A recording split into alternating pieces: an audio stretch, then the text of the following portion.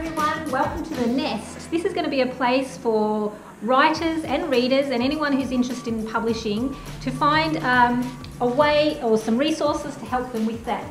So this is our studio, and every week we're going to be posting a show of about 20 to 30 minutes that has lots of different segments about writing and publishing, and hopefully great resources for you to help you on your way. Please subscribe to our channel and let us know if there's anything that you would like us to talk about. It's going to be book reviews, talking to writers, talking to industry professionals. So anything that you would like to know more about, please let us know.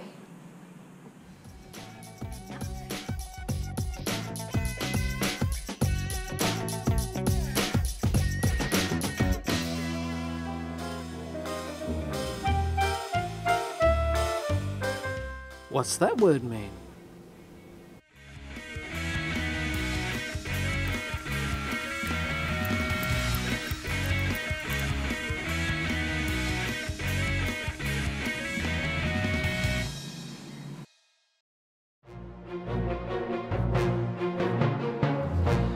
Alrighty, we're sitting here now with Joffa Korf, who basically a couple of years ago decided to write his story, his amazing story called Joffa. And that was a couple of years ago now, wasn't it? It was. Gee, time flies. I remember sitting with you discussing why I should write a book. So how did you go when, I remember we actually asked you to do the book and you were a bit kind of apprehensive about writing it, and then we were going to kind of do interviews and write it all down, and then out of the blue you came back and said that you're just going to write it, and you went off and did it. Yeah, look, I wasn't even sure when I left here whether or not I was going to do it, to be quite honest with you. But I just, on the way home, I had time to think about it, and by the time I got home, which is about 45 minutes away from here, I decided, yeah, it might be a good idea. There's a story to tell there. I mean, everyone has a story to tell. I mean, I'm very respectful about that. Everyone has a story to tell. My story may not unique, but it may reach out to people who have done it tough or who are currently doing it. But then I'm a good speller, but then I'm no good with you know, those things and the full dots and the grammar. That's what we're here for. So. Well, I know that, but you don't want to embarrass yourself. You know what I mean? I mean, grammar is it's a standard education thing.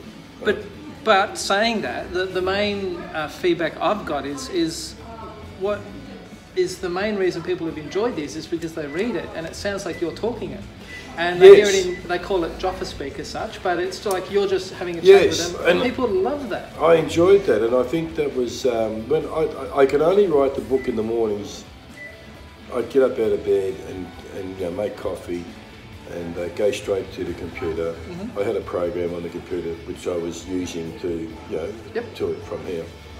And it was interesting, the style of writing and how I did that. But I just thought that if it was my story to tell, I've got to tell it my way. I've got to put it into my words and how I was thinking at the time. And so, and that's a comfortable position to be in, to not to be embarrassed or ashamed about your past.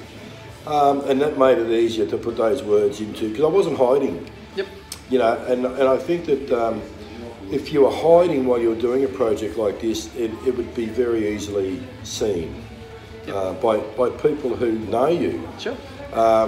So it was a wonderful experience. So just a quick, if someone was, I know you basically answered it, but if someone was thinking of doing their memoir or their life story, do you recommend doing it? It's like, it's a good soul cleansing. Oh, yes, do it. But you've got to come to that decision before you do it. This is an honesty project, and it won't work unless you adopt that way of thinking. And I did, and did I feel better for it? Look, I'm not too sure if I felt better because of it, but I feel good when people come up to me and say, and they're still saying it today, Kev, about this particular book, is how much satisfaction they got from reading it. And the amount of people I've met since writing that book from the East Preston area that can relate to Little Chicago, the love for Collingwood, and it's a wonderful. You know what, Kev? No one has bagged this book. That's exactly my point. I was going to say the feedback I've got is no one has ever said, yeah, right, or gone negative in any way, which is, for me, and especially in Busybird, is quite unusual, because someone always picks on something. Yeah. In your book, they haven't. And I've got 2 letters at home from people who have bought the book, one from Tasmania and one from here in Victoria. They've actually had to put their feelings about the book into letter and send it to me. Yep. And you just think you're touching people. So it's a great thing to do, to write a book, but not to sound repetitive, Kevin. You've got to be very honest. You've got to open up that closet, get all the skeletons out. I don't know if you're going to feel something. All right, and as I said, we've had great media acceptance of it, and a couple of years down the track, we've actually had an update, which is actually one of my favourite shots of you. I think I did that here. As soon as I took that photo and we had it, I thought it should be the cover, but we kind of used the Victoria Park. Look, I think they're both good. I've I've got love both it. copies at home. But what I like about that one, Kev, the new one, is this is more, and I wanted it this way, community. Now, when I say community, because we invited people to write a story about their favourite Collingwood player. Yep. So we asked people, hey, do you want to be involved? And number 2, who is your favourite Collingwood player? And number 3, are you able to put into words, because you've got to do that, about that player, why he is your favourite player? And the response was amazing. We had some people who found it difficult because we wanted more than 50 words. We want, we want a process of thoughts and reasons why. So I like to think that this book's a little bit more community orientated than this one. Mm-hmm. This one, I think this one worked well. Yep. Because the people, we're all egotistical by nature. People love to see their names in something. That's right. And I'm glad that your organisation sent these people out a book that contributed to their stories, to the Joffa story. And I think this is a ripper. And we sent Eddie one just the other day. And Eddie will be rapt because there's a picture of me and him in there, and he wanted one. Well, it's funny how, because we left it out of this one. Yeah. And then I remember at the launch, Eddie, who finally kind of could talk to us, said he would be okay with the photo in the book, which we kind of weren't sure. So it's in this one. Oh, look, I'm just lucky that we the book launch. In fact, I got a message from Eddie Maguire 3 days later saying, "What an amazing launch!" It was. So for him to turn up out of the blue, because he's a very busy man, and support the book, I just thought was amazing. But we had opposition supporters there, Kevin, supporting the whole book. Richmond, Trout or something from Richmond got up there and did a whole thing for you. It was amazing support. And because going to the book launch, you start thinking, I don't want to get off track here, but you start thinking, my God, what did we get to this book launch and there's only 6 people there? That would be terribly embarrassing. Everyone that goes through that. Yes, I know. Yeah. Well, that's good to know. But look, the book experience, I would invite everyone out there just to, I'm no scholar, I'm just a normal educated person, Kev, but to put this together, I'll have this on my bookshelf for the rest of my life with the new community edition, as I'm going to call it. And I just think, what an amazing piece of work. Mm-hmm. And Busybird, I don't know how other publishers conduct their affairs, Kevin, but Busybird were very helpful. We adopted a program on the computer where I could send stuff straight from my computer to your computer. Nothing would be lost in the process, so it was just get up every morning, continue on, send it, continue on, send it, and it just worked terrific. So we had a great Sly, it was great, he did all the grammar for me, so that was a major relief. So my question was, the publishing, the experience was enjoyable for you? Look, it was very enjoyable, Kevin. Oh, absolutely. Because some people stress that it's too hard, I can't do it, blah, blah, blah, and you would have been the first one to put your hand up. Well, now hang on a minute. Now, writing a story about yourself, there's the material is already there, you just got to put it into words. If you're to write a novel, a non-fiction, is that the correct term? Well, fiction. Non-fiction. No, fiction is made up. If you had to write a fiction novel, you would have to sit down and have all your characters. You'd have something about these characters. You're going to make up lives. Yeah, so that's different. Yeah. But this, as you said, it's it's not like you had to study for facts or anything, or research or anything. Now, but no, I'd like to thank you, Kevin, because and Sly and Blaze and the other interns you had here at the time that helped out. It's a marvellous book. Cool. And it was a shit book, I'd tell you. Yeah. Well, we'll tell you too. Yeah, but we don't produce shit books. But anyway. No, well, that's... All right, so basically, there's 2 versions of Joffa out. We can get it on the Busybird website, some bookstores, and Joffa actually has a pile in his bag when he walks around, so jump on him. And yes. He's probably got one thanks to you, Kevin. Yes, no, thanks to you. I was keeping stocked up with books. Anyway, so it's good catching up, and we love interviewing storytellers, and I think Joffa has one of the most unique storytelling. I know he says it's not unique, but it is unique in terms of a lot of people can learn from it and have learnt from it and related to it. So we wish Joffa all the best for his future, and hopefully they won't win the premiership this year. Yes, well, you would say something like that. You're a Hawthorn cretin. Yeah. We're due for another one. No, you're not with that, thank you. All right. Nice meeting you. Over and out. Thank you. Thank you. All right. Did you know?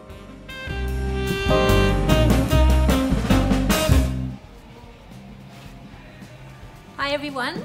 Did you know that when you publish a book, you register what is called an ISBN? That's this little number on the back here. It stands for International Standard Book Number. And when you register the book, it becomes a legal document. And that means when we've got the hard copy in our hands, we send one to the National Library in Canberra and one to the State Library in Victoria. So that means that your book is actually archived forever in some big catacombs in the bottom of the library.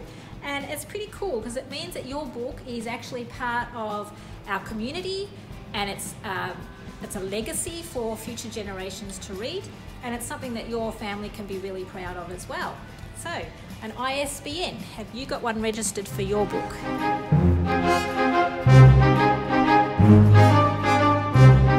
Hi everyone, I want to talk to you about our latest releases. So these books are hot off the press. This one is Love versus Lust by Kathleen Jardine, and I think probably the title tells you what that one's about. We have Brave Again by Annie Huang. We have Self-Compassionate Motherhood here by Cindy Cranswick, all about motherhood obviously. We have someone has updated their book. So Helen Mitas has her Mindset Dominance, and that has a brand new cover and some new content. And we have Maxine Spencer, who's actually produced 2 books in one go, which is pretty amazing. So in the last, 16 or 15 months or so, she's been working on these 2 books. And really, production's only been about 4 or 5 months, so that's amazing. So that's it. Thanks. Hi guys, so we have just set our dates for the rest of our program for the rest of the year, all the way up to December. We have got lots of great workshops. We have publishing options, so if you're wondering what to do with your book, whether to go self-publishing or traditional publishing, this is a great one to work out the best route for you. We have life writing, so if you're writing a memoir, or even if you're writing a non-fiction book but there's an element of life writing in it, that's a really good workshop. We actually have a 10-week session called Your Right Time at Busybird Publishing, and that is so that you can come into our studio and write.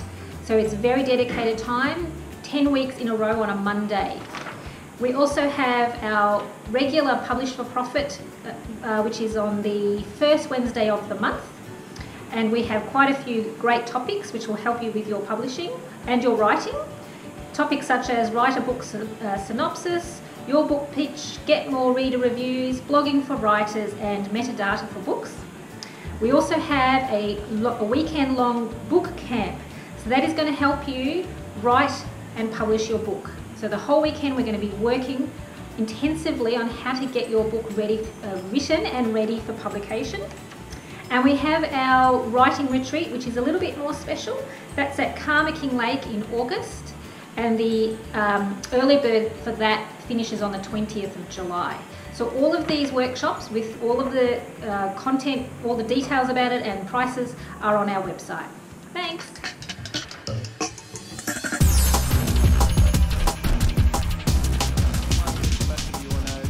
Les Zigamanis.